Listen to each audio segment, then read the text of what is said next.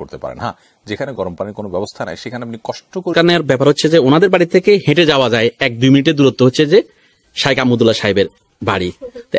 খুব ভালো ভালো অনেক বড় মাপের বক্তা, বড় মাপের বক্তা উনি, খুব ভালো মানুষ। এলাকায় শেষ কবে এসেছিল শাইখ আহমদুল্লাহ সাহেব? মাস 6। ওদের ফ্যামিলিও ভালো, ওদের বংশধরও ভালো। যখন আসে দেশে মানুষ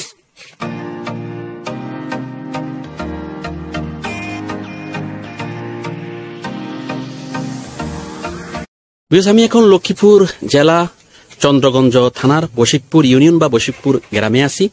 এই গ্রামেরই কীর্তিমান সন্তান হচ্ছেন আমাদের বাংলাদেশের অন্যতম জনপ্রিয় বক্তা মুফতি শাইখ আহমদুল্লাহ সাহেব। ওনার গ্রামের বাড়ি হচ্ছে এখানে। আমি এখন ওনার গ্রামবাসীর সাথে কথা বলবো, হুজুর সম্বন্ধে জিজ্ঞেস করব। সরাসরি আমি সাক্ষাৎকারে চলে যাচ্ছি। আসসালামু আলাইকুম। ওয়ালাইকুম আসসালাম। ভাই কেমন আছেন? আলহামদুলিল্লাহ ভালো আছি, আপনি কেমন আছেন? আছি আলহামদুলিল্লাহ, আমি ভালো আছি। এই গ্রামেরই তো সন্তান হচ্ছে শাইখ আহমদুল্লাহ সাহেব। জি। এবং আপনাদের বাড়ি থেকে অল্প দূরত্ব। আমাদের বাড়ি থেকে অল্প, আমরা আমি আরেকটা পরিচয় দিই। উনি যে কথা বলতেছেন ওনাকে হয়তো আপনারা আমার আরেকটা ভিডিওতে দেখেছেন। উনি হচ্ছেন আমাদের আরেক জনপ্রিয় ইসলামিক বক্তা মুফতি কাজী ইব্রাহিম সাহেবের ভাতিজা। কিন্তু ওনার থেকে সাক্ষাৎকার নেওয়ার ব্যাপার হচ্ছে যে ওনাদের বাড়ি থেকে হেঁটে যাওয়া যায় 1-2 মিনিটের দূরত্ব হচ্ছে যে শাইখ আহমদুল্লাহ সাহেবের বাড়ি। তো একই গ্রামেরই সন্তান, একই গ্রামেরই আলেম দুইজন, এই জন্য কাছ থেকে দেখেছেন, এই জন্য ওনাকে জিজ্ঞেস করা। হুজুরকে তো কাছ থেকে দেখছেন আপনি? কাছ থেকে দেখেছি। একটু যদি বলতেন। সম্পর্কে আমার ভাগিনা হয়। আচ্ছা, তাহলে রিলেটিভও? জি। আসলে কি মানে মুফতি কাজী ইব্রাহিম আর শাইখ আহমদুল্লাহ কি রিলেটিভ? একজনের সাথে একজনের খুব ভালো সম্পর্ক ওনাদের, একজনের সাথে একজনের সঙ্গে খুব ভালো সম্পর্ক। আচ্ছা, শাইখ আহমদুল্লাহ সাহেব শেষ কবে এসেছিলেন এই গ্রামে? শাইখ আহমদুল্লাহ সাহেব শেষ এসেছিলেন 6 মাস আগে। ওনার পরিবার সম্বন্ধে একটু বলুন। ওনার পরিবার, ওনার ফ্যামিলি খুবই ভালো, বংশধর। ওনার দাদা ছিলেন মাওলানা সুলতান আহমদ সাহেব, আর ওনার বাবা মাওলানা ছিলেন মরহুম দেলোয়ার হোসেন, ওনার বাবা মাওলানা দেলোয়ার হোসেন। এবং যেটা বলছিলেন কয়দিন আগে রফিকুল্লাহ আনসারী সাহেব এসেছিলেন। হ্যাঁ, কিছুদিন আগে গত শুক্রবারে রফিকুল্লাহ আফসারী সাহেব আসছেন আমাদের বাড়িতে। উনি শাইখ আহমদুল্লাহ সাহেবের বাবার কবর দোয়া করছেন, আমাদের মরহুম কাজী ইব্রাহিম সাহেবের বাবার মাওলানা আব্দুল গনি সাহেবের কবর দোয়া করছেন। এবং শাইখ আহমদুল্লাহ সাহেব এবং জনপ্রিয় বক্তা, অনেক জনপ্রিয়। এটা আমাদের ভাগ্যের ব্যাপার। আমাদের এলাকাতে মাওলানা লুৎফুর রহমান সাহেব, মাওলানা মুফতি কাজী ইব্রাহিম সাহেব, উনি তো আমার চাচা। শাইখ আহমদুল্লাহ সম্পর্কে আমার ভাগিনা হয়। এটা আমাদের অনেক গর্ব। তারেক মনোয়ার সাহেব আমাদের থেকে, আমাদের সদরে, তারপর অনেক দূরে না, সদরে। সবই তো লক্ষ্মীপুরের কৃতি সন্তান এবং বড় আলেম। জি। তো যখন মুফতি কাজী ইব্রাহিম সাহেব এই এলাকাতে থাকতেন বা বাড়িতে আসতেন, তখন কি শাইখ আহমদুল্লাহ সাহেব কোনো সময় এসেছিলেন এই বাড়িতে? যেহেতু শাইখ আহমদুল্লাহ সাহেব তো আসলে উনি আমার অনেক ছোট। আচ্ছা, যখন কাজী ইব্রাহিম সাহেব দেশে থাকতেন তখন কাজী ইব্রাহিম সাহেবের বয়স আর শাইখ আহমদুল্লাহ সাহেবের বয়স অনেক ব্যবধান, অনেক ডিফারেন্স। আচ্ছা। তো কাজী ইব্রাহিম সাহেব যখন জেলখানা থেকে বাহির হয়েছেন, পরের দিনে উনি শাইখ আহমদুল্লাহ সাহেব কাজী ইব্রাহিম সাহেবের জন্য নরসিংদীতে গাড়ি পাঠাইছে এবং ওনার বাসায় আসি খাওয়া দাওয়া করছে। শাইখ আহমদুল্লাহ সাহেব যেখানে নামাজ পড়ায় ওইখানে একত্রে জুমার নামাজ আদায় করছে কাজী ইব্রাহিম সাহেব। মানে অনেক ভালো একটা সম্পর্ক, ভালো সম্পর্ক। আর সবচেয়ে বড় কথা ফ্যামিলিগত ভাবে একটা সম্পর্ক আছে, আপনাদের আত্মীয় বলতেছেন। আর উনি তো পুরো বাংলাদেশে ওয়াজ করেন, অনেক বড় একজন বক্তা। এলাকাতে কোনো ওয়াজ করছিলেন এই যে শাইখ আহমদুল্লাহ সাহেব? করছেন। আমাদের গঙ্গাশিকপুরে শাইখ আহমদুল্লাহ সাহেব গত বছর মাহফিল করে গেছেন। আর আমাদের বাড়ির সামনে এখানে একটা নতুন মসজিদ কমপ্লেক্স হইতেছে, এইখানেও গত বছর শাইখ আহমদুল্লাহ সাহেব মাহফিল করে গেছেন। আসে, বিভিন্ন জায়গাতে আসে, মানে দেশের সারা দেশেই করেন, পাশাপাশি নিজ এলাকাকেও প্রাধান্য দেন। নিজ এলাকাতে যখন কোনো মাহফিলের হয় উনি অবশ্য আসে, উপস্থিত হন। তো এই দেখার জন্য লোকজন ভিড় করে না যখন আসেন? অবশ্যই ভিড় করে। যেটা আমাদের বাড়ি থেকে একটু দূরত্ব তো, যার কারণে হয়তো আমরা দেখি না। ভিড় তো অবশ্যই করবে, মানুষ অবশ্যই ভিড় করে। উনি এখানে একটা মসজিদ কমপ্লেক্স মাদ্রাসা করতেছে আমাদের বশিকপুরে। ওনার বাড়ির পশ্চিম সাইডে, আমাদের বাড়ির পূর্ব পাশে। আমাদের বাড়ি আর ওনার বাড়ির মধ্য মাঝখানে। তো এই যে কোথাও যখন যান পরিচয় দেন যে আপনি কাজী ইব্রাহিম সাহেবের ভাতিজা, আবার এই যে আপনাদের গ্রামেরই আপনাদের আর রিলেটিভ আপনার ভাগিনা শাইখ আহমদুল্লাহ সাহেব, কিরকম মূল্যায়ন পান? মূল্যায়ন করে, অনেকে মূল্যায়ন করে। অনেকে বলে যে আপনাদের সব তো আপনাদের এলাকাতে।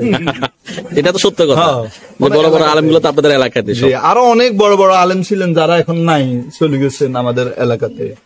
তো ভাই আপনি ব্যস্ত মানুষ আসলে, তার ভিতরেও আপনি এই যে আমাদের প্রিয় বক্তা শায়েখ আহমদুল্লাহ সাহেব সম্বন্ধে অনেকগুলো সুন্দর কথা বলেছেন, সেই জন্য আপনাকে আমার চ্যানেল থেকে ধন্যবাদ। আপনি ভালো থাকবেন। আসসালামু আলাইকুম। আসসালামু আলাইকুম।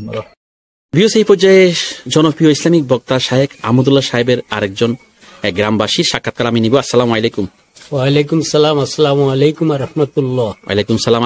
আপনাদের গ্রামেরই তো জি, আমাদের গ্রাম, সন্তান হচ্ছে শায়েখ আহমদুল্লাহ সাহেব। জি, আমাদের গর্ব, আমাদের দাম, আমাদের কাম ওনাদের দিকে আমরা পাইছি। আর উনিরা কইবার মতো এমন কিছু নাই, এরা আমাদের প্রতিবেশী একবারে সংক্ষেপ, কিন্তু বড় আন্তর্জাতিক একজন আলেম, খুব ভালো ভালো অনেক বড় মাপের বক্তা, বড় মাপের বক্তা উনি, খুব ভালো মানুষ। এলাকায় শেষ কবে ছিল শায়েখ আহমদুল্লাহ সাহেব? মাস ছক হবে, 6 মাস 6 মাসের মতো হবে উনি আসি গেছে। হ্যাঁ, এখন উনি থাকেন তো থাইভাবে ঢাকাতে থাকেন উনি। ঢাকাতে থাকে। তো এলাকায় কোনো ওয়াজ মাহফিল? হ্যাঁ, অবশ্যই করছে, কয়েকটা করছে, আমাদের আশেপাশে দিয়ে করছে এখানে। আর কাজী ইব্রাহিম সাহেবের সাথে ওনার সাথে বেশি সম্পর্ক হয়েছে, ঢাকাতে দুজন কাছাকাছি, তো ওনাদের বাসা বাড়িও থেকে অনেক অল্প দূরত্ব হচ্ছে। বাড়িতে এতেনও থাকতো না, হেতেনও আসতো না, এমন বেশি মুখামুখি দুজন হইতেন না, এরকম ইয়া ছিল না। কিন্তু শহরে এতটা সব যোগাযোগ ঠিক। বাড়িতে হয়তো টাইমে টাইমে মিলতো না, হয়তো উনি আসলে উনার টাইম হতো না, তো শহরে তো যোগাযোগ ছিল, একটা আন্তরিকতা, এবং তারা আত্মীয় নাকি, যেটা একটা ভাইয়া ইন্টারভিউতে বললো। ওনার ফ্যামিলিও খুব ভদ্র ফ্যামিলি, খুব স্মার্টিং লোক। আমি একটা ভিডিও করছি শায়েখ আহমদুল্লাহর বাড়িতে, ওনার বড় ভাই সাক্ষাৎকার নিয়েছে। ওনারা তো বাড়িতেই থাকে, হুজুর হয়তো ঢাকাতে থাকেন, কিন্তু ওনার ফ্যামিলি মেম্বাররা বাড়িতেই থাকে। জি, তো আপনার সরাসরি কোনো ওয়াজ দেখেছেন শায়েখ আহমদুল্লাহ সাহেবের এলাকাতে? দেখি কিরকম লোকজনের ভিড় হয়েছে? ওই লক্ষ লক্ষ লোকের বির্জন হয়।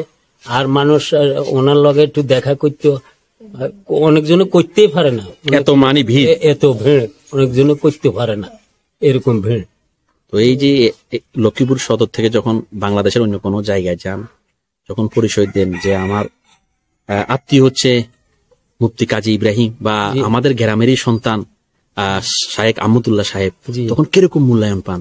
আমরা তো খুব, ইনশাল্লাহ আল্লাহ দিলে খুব দাম হচ্ছে, আমাদেরকে মানুষ আদর করে, যে বশিকপুরে আমরা আলেমের গর্ব, আলেম দুজন ভালো ভালো।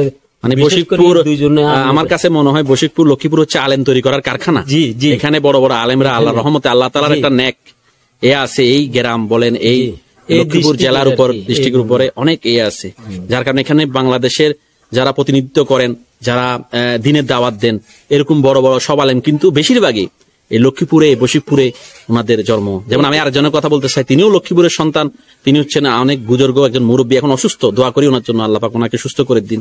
আলামা লুৎফুর রহমান সাহেব, উনিও অনেক বড় মাপের, ওনার কথা বলে তো ওনারা হচ্ছে ওনাদের সিনিয়র। শায়েখ আহমদুল্লাহ সাহেব বলেন বা মুফতি কাজী ইব্রাহিম থেকে অনেক সিনিয়র একজন মানুষ, অনেক ভালো সমতুল্য। আর কত বড় মুরব্বী, কত বড় আলেম।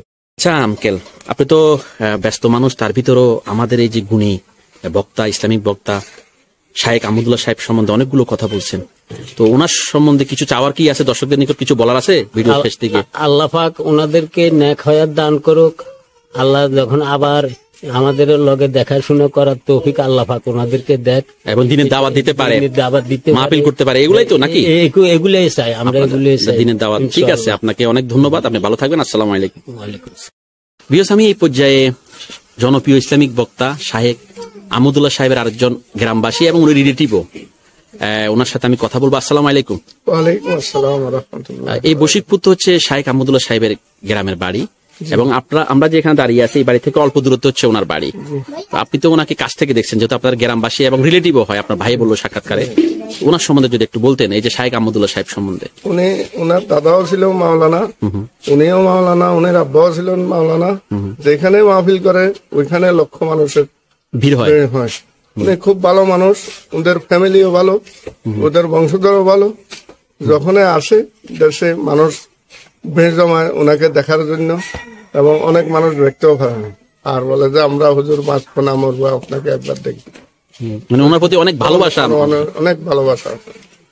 আপনি তো এখন অসুস্থ, জি, যখন সুস্থ ছিলেন হুজুর যখন এলাকাতে কোনো ওয়াজ মাহফিল করছেন, গেছিলেন নিজে দেখার জন্য? নিজের সরজমিনে গেছে, অসুস্থ অবস্থাও যায় উনার পিছনে 2 রাকাত নামাজ পড়ার জন্য। মাশাআল্লাহ। উনি একটা প্রতিষ্ঠান করতেছে, ওইখানে একটা মসজিদ উদ্বোধন করছে, ওইখানেও আমি গেছি, ওনার সাথে সাক্ষাৎ করে গেছি। এই শত শত মানুষ, হাজার হাজার মানুষ মসজিদ উদ্বোধন ছিল। শাইখ আহমদুল্লাহ সাহেব শেষ কবে এসেছিলেন এই গ্রামে? গত 6 মাস আগে একটা মসজিদ উদ্বোধন করার সময় এখানে আসছিল।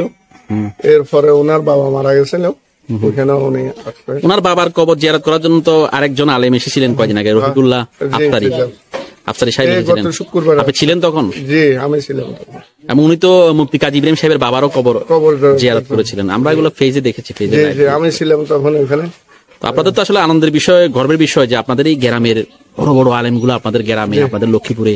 একজন তো আপনার চাচাই, এবং শাইখ আহমদুল্লাহ সাহেব আপনার আত্মীয়।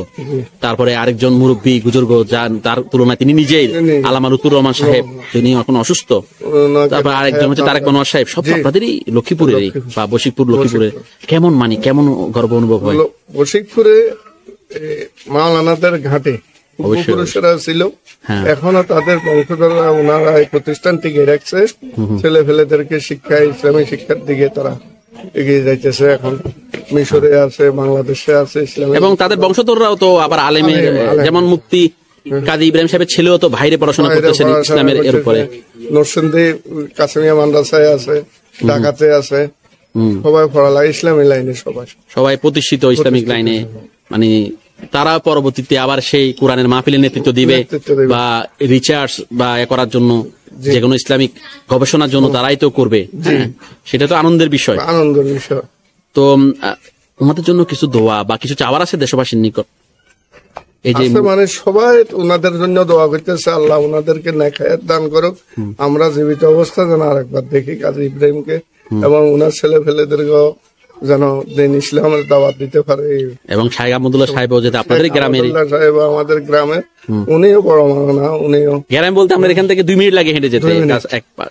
একই তো বশিকপুরে হচ্ছে যে শাইখ আহমদুল্লাহ সাহেবের ও বাড়ি, এবং বশিকপুরে হচ্ছে মুফতি কাজী ইব্রাহিম সাহেবের বাড়ি, এবং পাশাপাশি এবং আত্মীয় হয় ওনারা।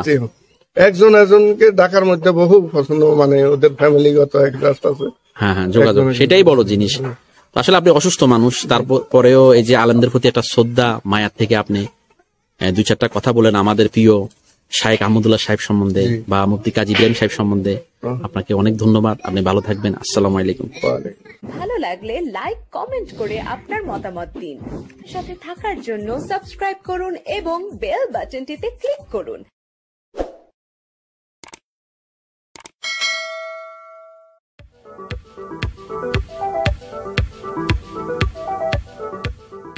ভালো লাগলে লাইক, কমেন্ট করে আপনার মতামত দিন। সাথে থাকার জন্য সাবস্ক্রাইব করুন এবং বেল বাটনটিতে ক্লিক করুন।